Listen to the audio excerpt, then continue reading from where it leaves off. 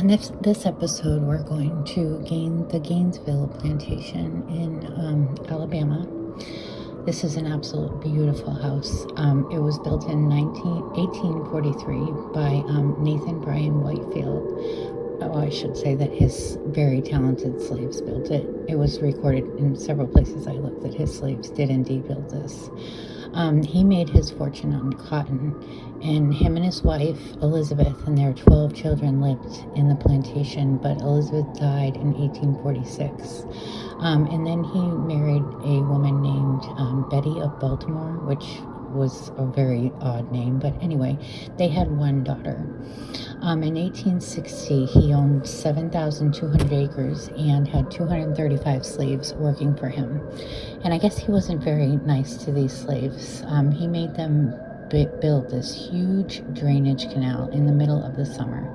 And I can't imagine how awful that would have been in Alabama in the middle of the summer.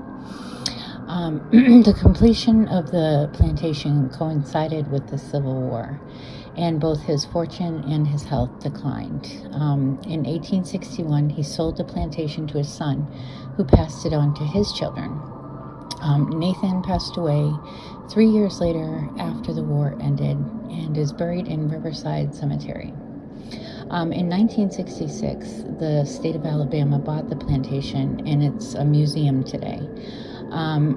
It's said to be haunted by a former nanny named Evelyn Carter, who was from Virginia, and all she wanted was to be sent back home when she died to go back to Virginia. And apparently they buried her on the property. Things are supposedly said to go missing. There are cold spots, but her favorite activity is playing the piano.